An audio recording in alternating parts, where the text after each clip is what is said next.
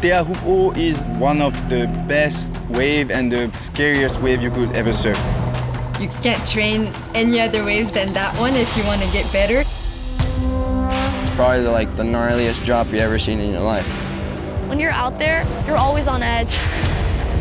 The people need to know that wave is really dangerous, and it's really shallow and you can die out there. Teahupo'o can give you everything and can take everything from you at the same time.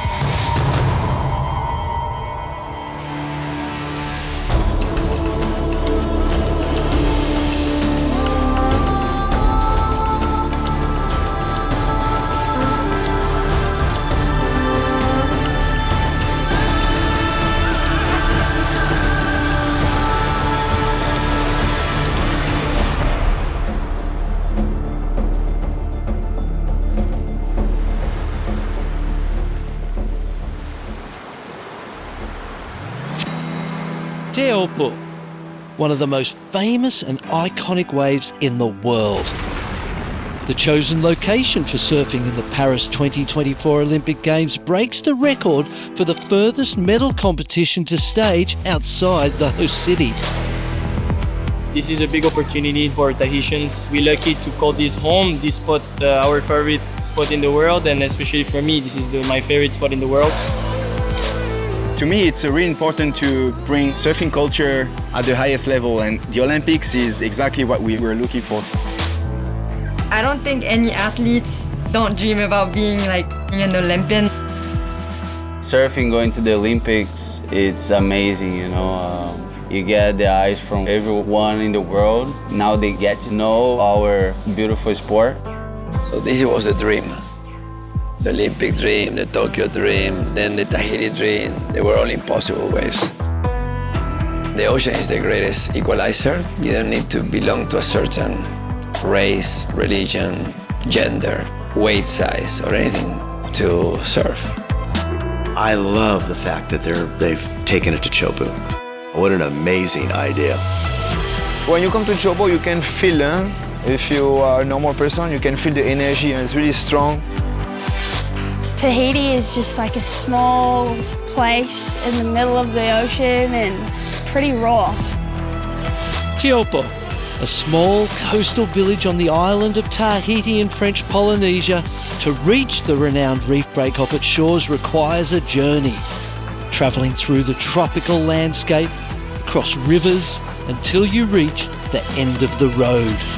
You go to that end of the road and it's just sort of like a whole nother world out there. It's beautiful, tropical, the colors of the sun hitting that hill. The energy coming from the mountain all the way to the wave itself. It's almost like the mountains bring the energy and the power to the wave. That's what we call mana in French Polynesia. It's the spiritual power of nature.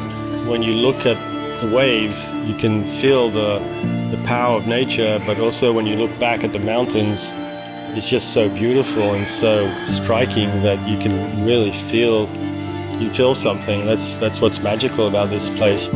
It's a very powerful place with people that are very kind. It's cool for the people to know about our country and our beautiful island and beautiful people, beautiful waves. Tahitians, they're all welcoming people. Try to understand them, ask them questions, The locals super nice here too. It's the vibe they have is really nice, like locals, share the wave. I'm really happy to see them surfing.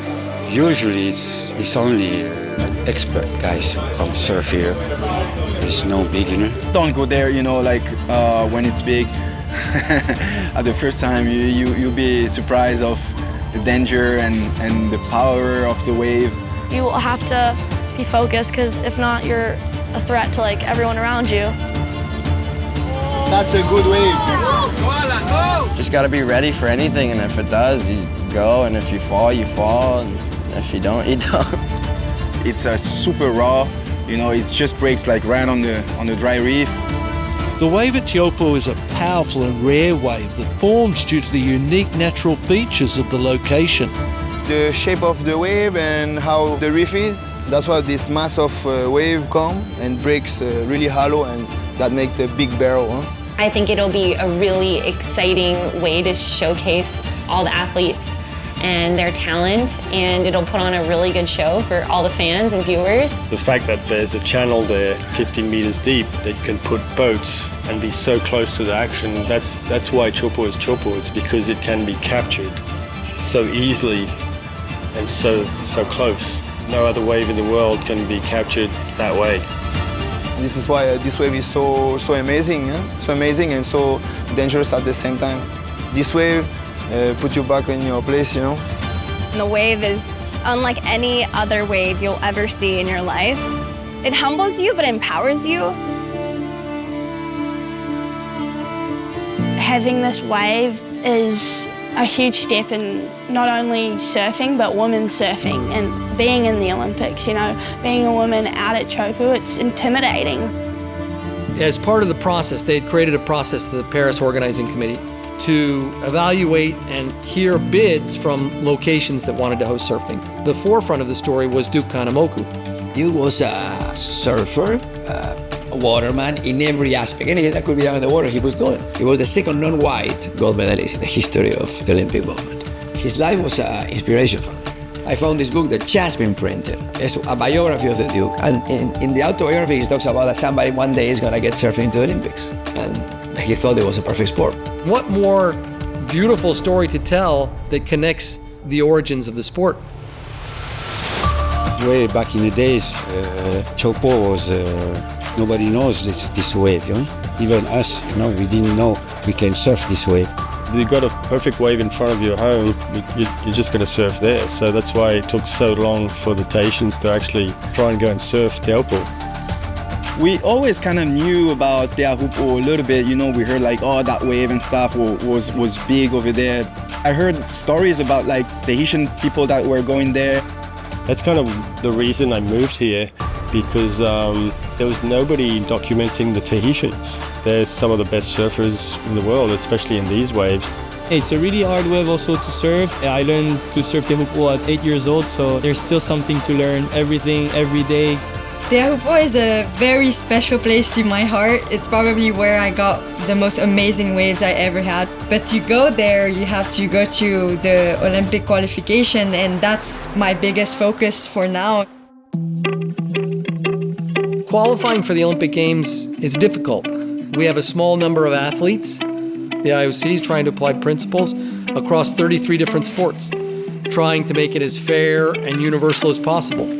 One of our responsibilities as an organization is to define that qualification system. The Olympic qualification, some people think that it's very simple. It's not that simple, but it's very understandable.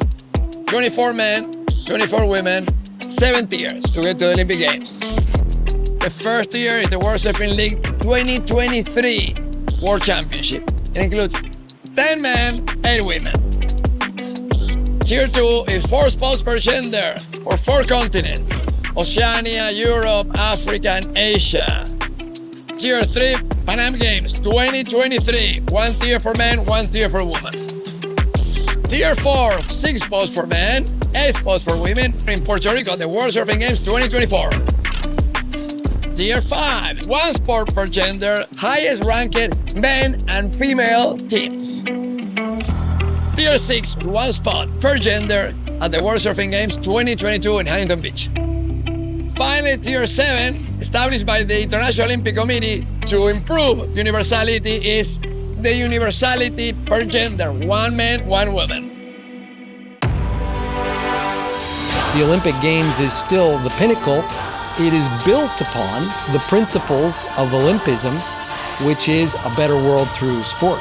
And Tahiti offers a number of different opportunities as a sport, but also for the Olympic movement.